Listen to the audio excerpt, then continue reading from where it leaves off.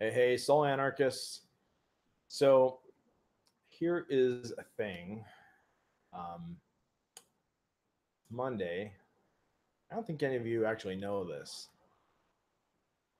but it's Monday right now. Even though I'm calling this the Sunday night burn, I did not do one last night. I'm here doing makeup work, and it's kind of apropos to my topic tonight because we're going to talk about a very, very important and honestly boring step in the hero's journey. All right. So we every week we've been talking about this process we go through in climbing our own personal Mount Everest, whatever it is, and growing into your full power and growing like achieving a big goal, something that really pushes you uh, past what you think your limits are. And in the previous weeks, we've talked about things like, the basic process is you find yourself in your ordinary world, your boring whole hum existence, and then something happens that opens your mind to the idea that you're meant to do something bigger. That you have a bigger gift to offer the world, or there's some bigger purpose for you, and then you there's usually after that happens, most people go through a process where they reject the call to something bigger. And it's usually something along the lines of, I'm not good enough. I don't have time for this. No, it's a distraction or but like there are a million reasons, but like any of these excuses for why you're not going to do the thing are they're normal. So if you've had that happen, it's totally normal. But when you push through that, what always happens is a teacher shows up, and sometimes those teachers, those mentors can be very surprising in how they show up. But a teacher always arrives when the student is ready every time. And then the next thing that happens is pretty boring. I hate to tell you, but it's the step we call crossing the threshold. And it's the step between, like, later on in your journey you're going to have confrontations with all kinds of potential enemies and people who challenge you, and you'll have helpers come along and you'll find additional allies in your cause along the way. So you're going to have all these other things they'll really like challenge you to grow, and but in between then, this business of it's what they call crossing the threshold. It's after you've had that first time with your teacher. You've been given your first instructions, okay? And I'll tell you about a time this happened to me. Um, Receiving instruction from the mentor can be really exciting because it signifies, because usually, like in my experience, that first mentor that shows up is usually comes from out of left field, and it's kind of mystical in nature, and there's something really kind of almost like serendipitous and magical about it. And it's cool because it always makes me feel like, oh my god, like I really, something really big here for me to do. Oh, like, wow, my life isn't so boring. I don't have such an ordinary world. um but then is the business of doing the work. I had a mentor come to me one time in one of my journeys, and I won't get into all the nitty gritty details of how this mentor showed up. That's another story for another day. But I had, for now, I'll just say, I had a mentor come to me in a very mystical way, like crazy wacky shit.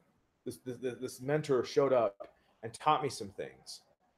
And this mentor, I met with him, and he taught me a thing. He said, the things that you keep seeing in the world are the things that you're afraid to let yourself feel. And I was blown away by this piece of teaching because it just rang so true. I just knew, like, oh my, I just knew that was like the most perfect piece of instruction I could receive in that time in my life. And I asked him to teach me more. And he just repeated himself to me. He said, the things you keep seeing in the world. And by seeing, he meant the things that keep provoking you, the things that keep bothering you, making you mad, getting under your skin. So the things that you keep getting at you in the world are the things that you're afraid to let yourself feel. And then he said, and that's all you're ready to learn right now. And when you're ready to learn more, we'll meet again. And then that was it. That was the end of that meeting. And I wish I had something really exciting to tell you. But at that point, after that first encounter with your mentor, then you just have to do the work.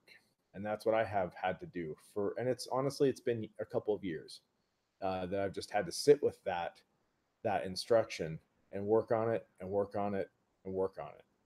And I have not met, again with that mentor per se. I've had other teachers that have come along that, anyway, I won't get into all the nitty gritty of that personal journey, but I'll just say that, in my mind, I was kind of thinking, I was like Luke in Star Wars. I thought that I would just train for a little while and then all of a sudden I'd master this sublime truth. That was not really the case.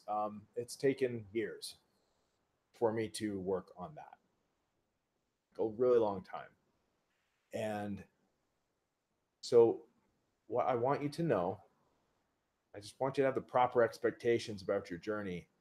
Um, it may not move that fast at times. That's totally normal. It may be really slow. It's just a lot of work, just day after day, put one foot in front of the other, just doing the thing. For me, that's been journaling. That's been a really, really powerful part of my process, my growth process. Every morning I write my journal and I spill my guts and I tell the truth in it. And it's a process of being as honest as I can with myself so that I'm not projecting my shit out onto the world.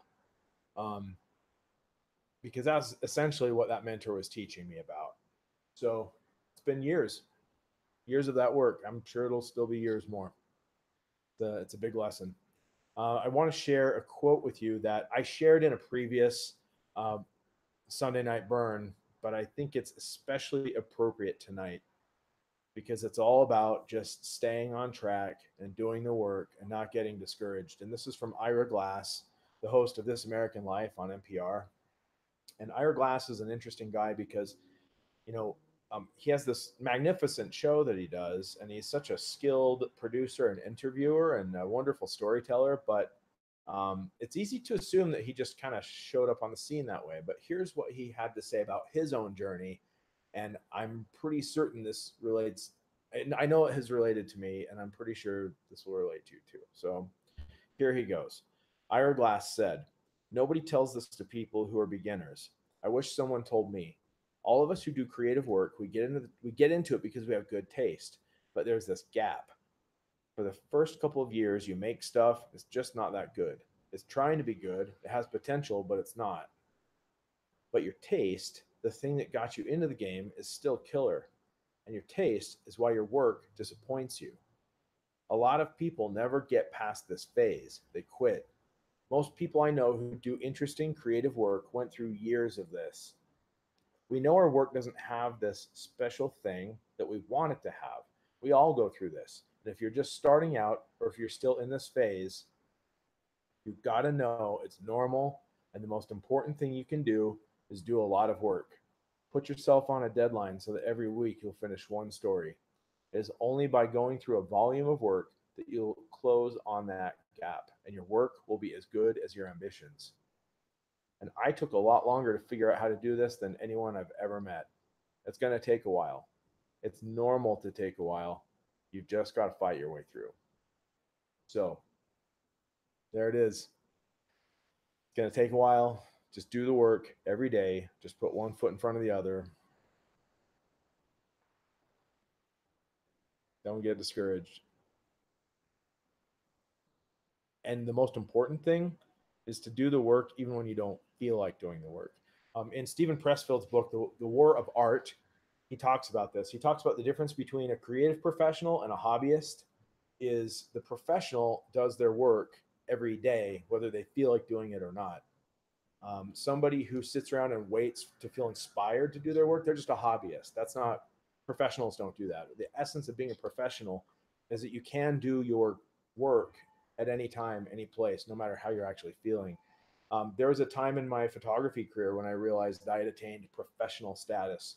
When I was doing a lot of wedding work many years ago, and the thing about a wedding is that you can't call the client and reschedule. If you're feeling sick, guess what?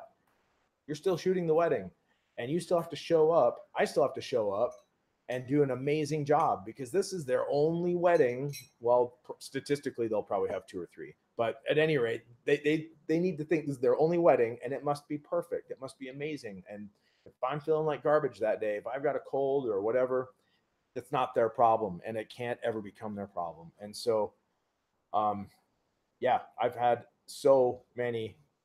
so many weddings feeling under the weather in various ways, and they've come out well. And that's like, so in my photo career, that was a time when I realized that I'd achieved like professional status because I can show up and do awesome work regardless of how I'm feeling that day. When I'm feeling good, obviously, it's a lot more enjoyable. But that's the deal. Do the work, do it every day, whether you feel like it or not. And especially in the times you don't feel like doing it, that's when you grow the most. So, anyway, if there's anything I can do to help you with your path, let me know. Leave comments, and I'll get back to you as soon as I can. And next week, we have a little more exciting topic. And that might be a little advanced because, like I said, this step can just take a really long time. It can take months or years. But maybe you've already been in the middle of that for months or years and you're ready to hear about the next topic, the next step in your process. So, next Sunday night, stay tuned. We'll talk about it. This is a weird dog. He thinks he's a goat. Check that out. We'll see up there. Kanga. He's like part goat. He climbs on things. So weird. He's like part goat, part cat, part bully. Anyway. All right. I am going to get on with the rest of my night. Brothers, sisters, everyone in between, I love you very much, and I will talk to you soon.